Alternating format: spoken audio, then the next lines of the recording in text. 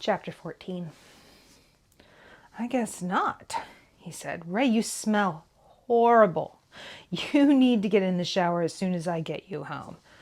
Oh, wow, that is the foulest stench I think I have smelled since the last time I saw Mr. Lewis. Is he still assigned to that old mansion?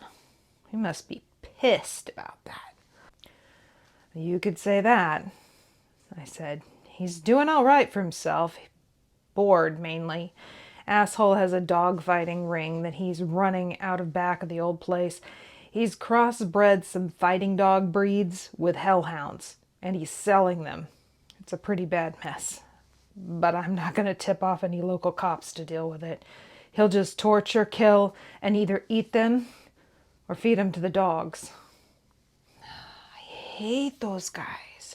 The soul eaters are the worst to deal with, in my opinion, said Gabe.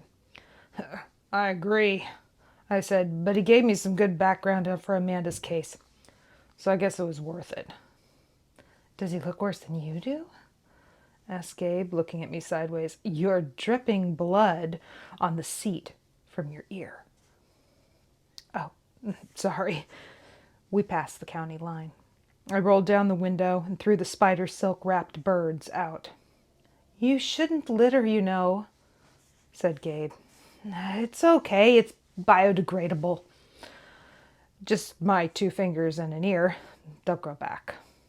And yes, I kicked his ass.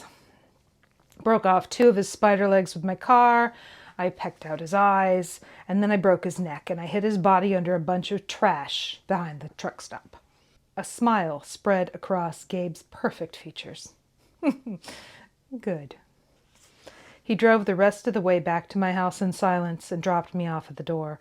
When I got inside, I fed Kitty, who took 1 whiff of me and ran to the next room. I decided I did need a shower.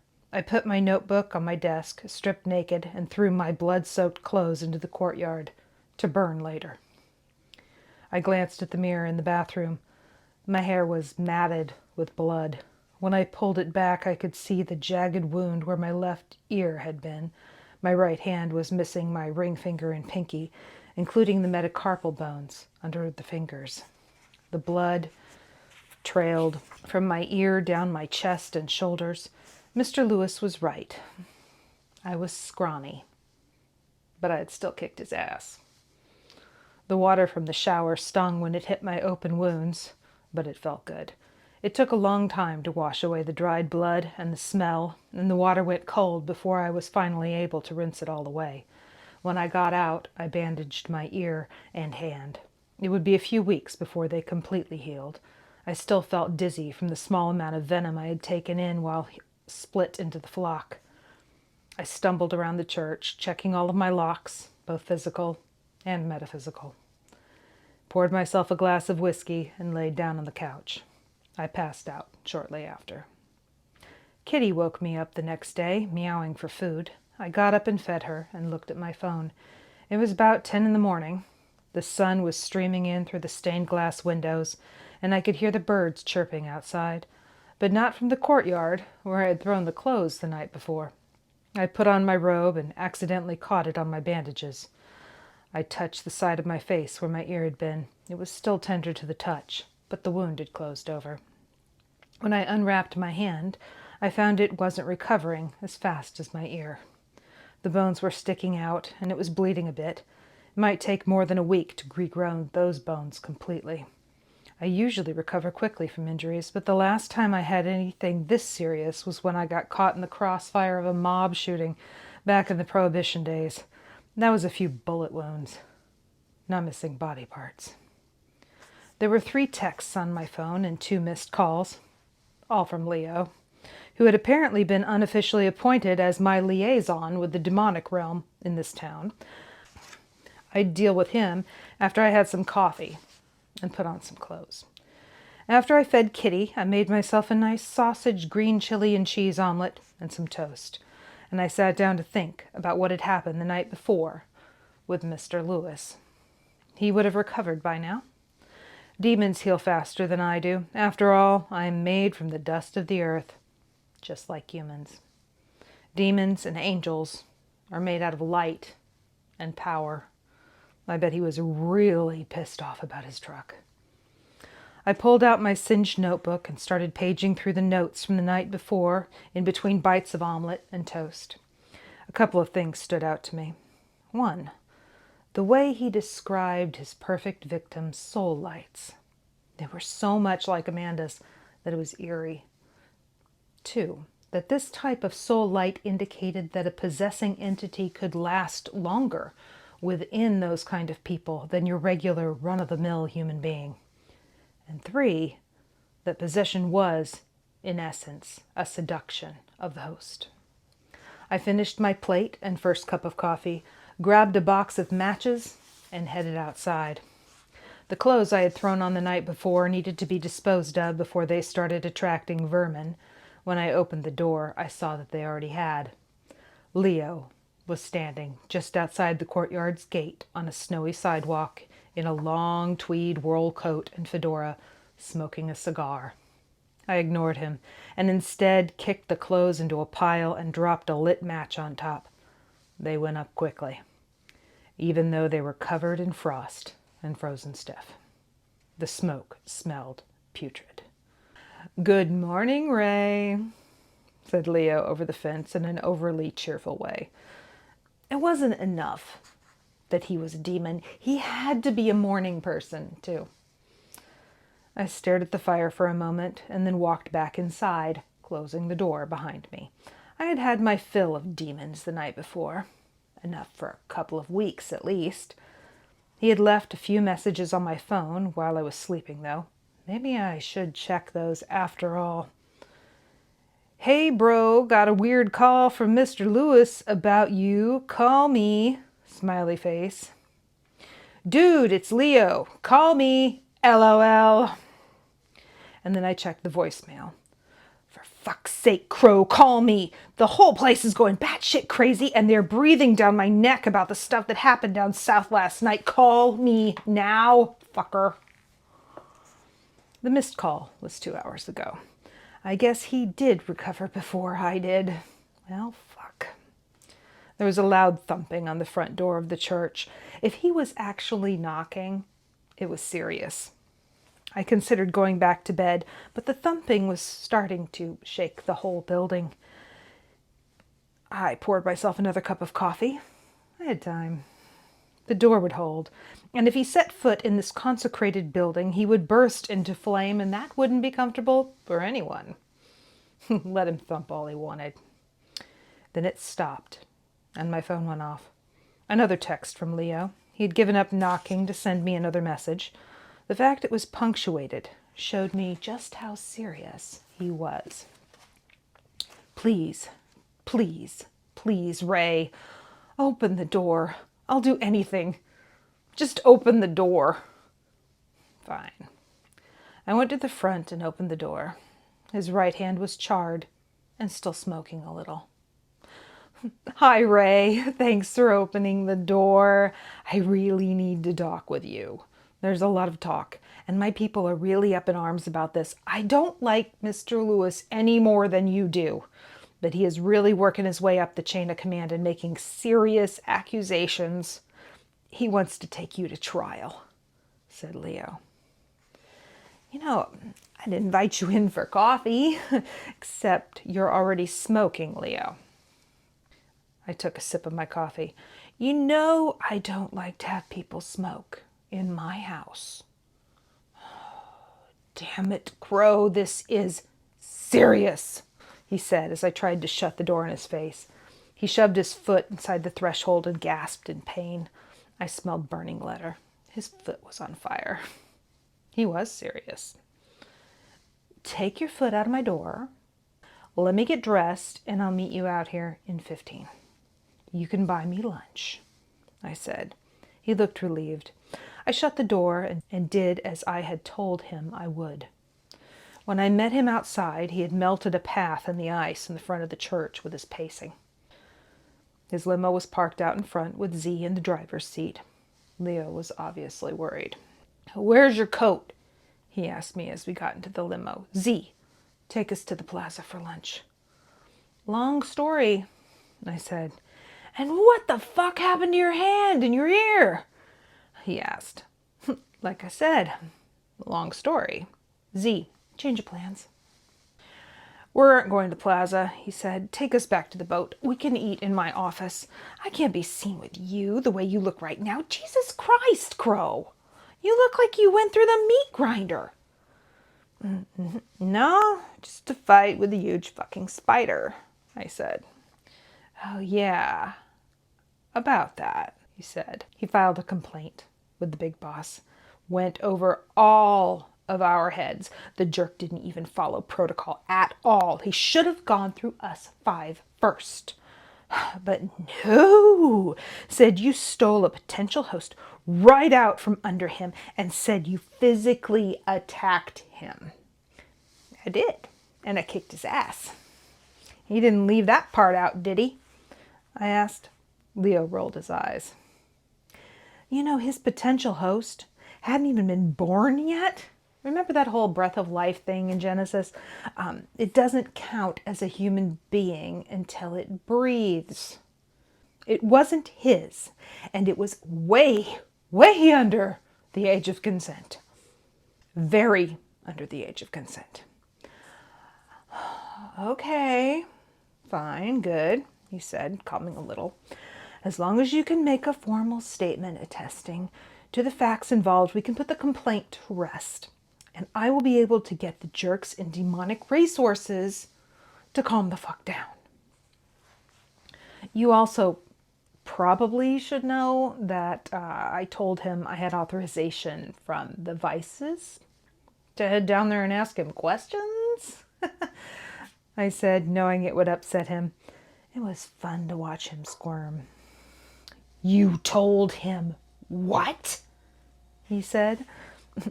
Yeah, that's probably why he went over your heads, or under your guys' heads. How does that work with you people anyway? I asked, looking through the window at the passing billboards and skyline. Jeremiah's smug face passed by on 2 billboards during the time it took to say the words. When exactly did we give you authorization to harass that bloated sack of shit? He asked. I'm still working on the case that you called me to investigate. You know, the one causing your numbers to drop? The guy Jeremiah Anderson that you keep harassing me about? I turned to face him. He was exhaling smoke, and there was no cigarette in his hand. How? He said. How is that possibly related to Mr. Lewis? We all agreed to put him out on that assignment so we didn't have to deal with him and his prima donna behavior. It was your idea, if I remember correctly. So why in the name of the 7 hells would you go there to investigate a little problem that is here in Kansas City, where he isn't? Calm down, Leo, I said. I'll explain everything when we get to your office. And what do you know? Here we are. The limo was pulling up to the front entrance as I said it. Z, go around to the back entrance. I don't want anyone who looks like he's gone unarmed to a knife fight getting out of my limo and walking with me through the casino. It's bad for business, said Leo, and the car pulled around to the back. We got out and headed through the service entrance that led to the kitchen. If I had my way, I'd always enter through a kitchen entrance, every place I went. The kitchen staff didn't seem to notice as we walked through. I guess it wasn't all that unusual for the CEO to enter through the back. I did notice the lack of demons serving as kitchen staff, and I found that very reassuring.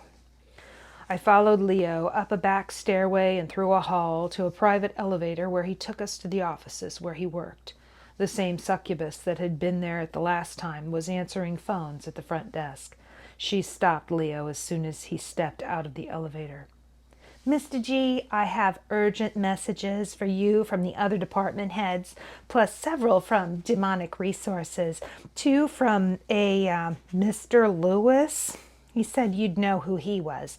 And one from the big boss. She said, "We're not being downsized, are we? I just bought a loft downtown and I don't want it foreclosed on. It would ruin my credit rating."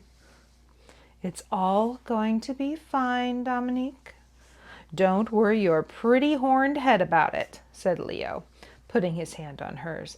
"I'm taking care of everything now. Please have the chef send up lunch for 2 to my office." "Okay, Mr. G," she said as she handed him a stack of messages. Leo started back down the hall, worried whispers following him from everyone we passed along the way. Once we were inside his office, he closed the door and motioned for me to sit. He had a lovely view of the river from his desk. "Hell's rumor mill is the only thing I know of on this plane that travels faster than the speed of light," said Leo, collapsing into his desk chair. "We're all paranoid. Because everyone really is after you in our business.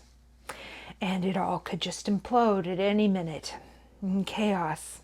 Complete and utter chaos. Hostile takeovers. Layoffs. Hell has always been a corporation first and a place second. I fought hard to get this position. You remember the last guy who had it?" "Yeah, what was his name?" I can't remember," I said. "Holly. He was the one in charge before me. He left at the end of the 20s. I was his assistant," he said. "It took me 50 years to unseat him. The guy before him only lasted 20 years. I've been here for almost a century now. But everyone is still jockeying for my spot. The other 3 departments think that I don't have enough work to keep me occupied. Can you believe that? I was the one who brought the casinos to this place.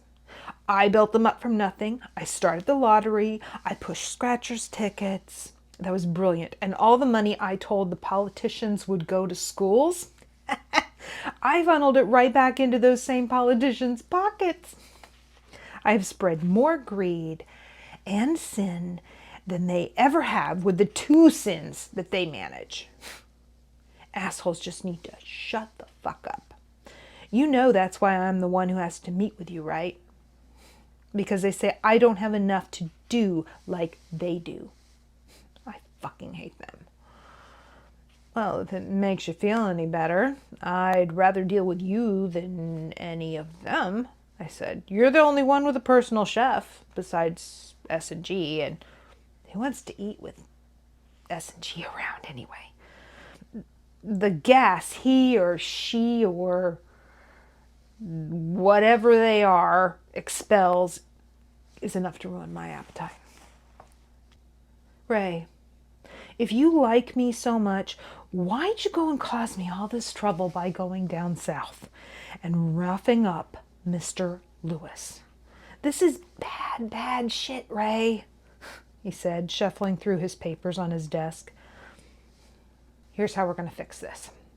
I'm going to take your statement and file it in response to the complaint. And hopefully things calm down after we do that so we can all get back to some semblance of normality." He hit a button on his phone. "Dominique, will you come in here and take the judge's statement?" A moment later, she walked into the office with a stenotype machine, which she sat up next to Leo's desk. She smiled at both of us as she took her seat. "I'm ready to begin, sir," she said to Leo. "Then let's begin," said Leo. "Present with me in the office is Judge Raven of the Missouri River Judicial District. We are discussing the incident that prompted the complaint filed by Mr. Lewis this morning. Judge, could you please explain why you went to visit Mr. Lewis yesterday?" "I went there for 2 reasons. First of all, I had noticed he was overdue for an inspection. And secondly, I had some procedural questions on which I needed his expertise. Questions specifically involving the investigation currently pending against Pastor Jeremiah Anderson. That investigation was requested by the Vices A few months ago, I said. How overdue was the inspection? Asked Leo. I don't see how that is relevant, I responded. Just answer the question, please, said Leo. 30 years? I asked. It's hard to get that far out for an inspection on a regular basis, and there had been no complaints. Fine, said Leo. And how does this relate to the ongoing investigations into Pastor Jeremiah Anderson? As you know, Mr. Lewis specialized in possession until 1949, special ops, and he is the foremost expert on this phenomenon in my jurisdiction.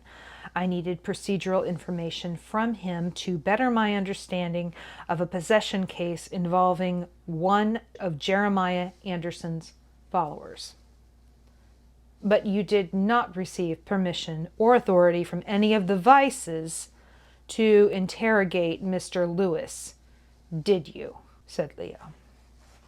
Not specifically, no. It was implied that your resources were at my disposal when you asked for an investigation to be made, I answered. And you thought that extended to Mr. Lewis, he asked. I assumed that it did, I answered. Let the record show that there was no official permission or authority granted to Judge Raven to seek out a demon who is not within the confines of the Kansas City metropolitan area, said Leo. I rolled my eyes. He shrugged. Mr. Lewis states that you took a potential host that he had claimed as his own. Is this correct? No, it is not correct. His potential host had not yet been born. As we all know, a human being becomes a living soul once it takes its first breath.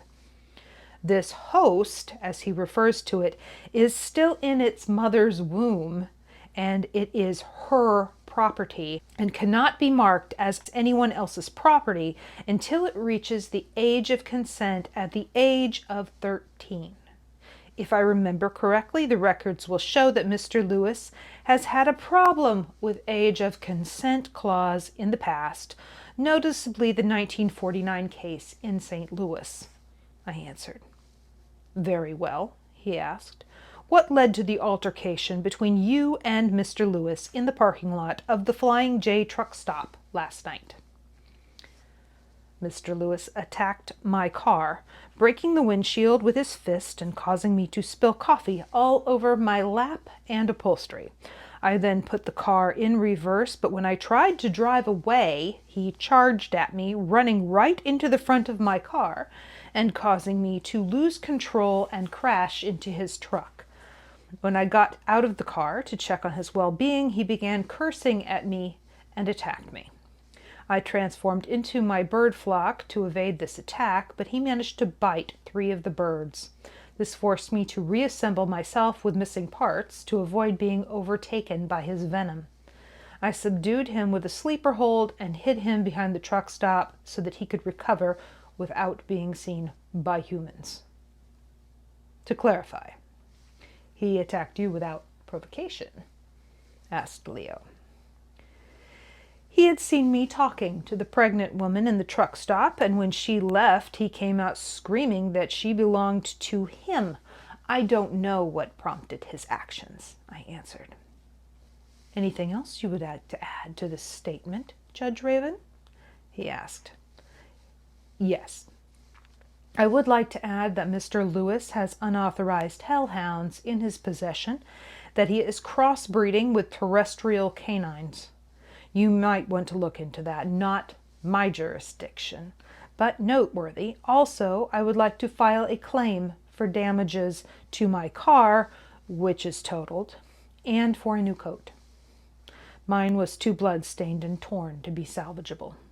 I will not mention the pain and suffering caused by the body parts that I currently am missing due to Mr. Lewis's unprovoked attacks on my person, a recognized representative of the law in this region. I smiled at Leo, and he rolled his eyes. Thank you, Dominique, said Leo. That will be all. She nodded and left, taking her stenograph with her.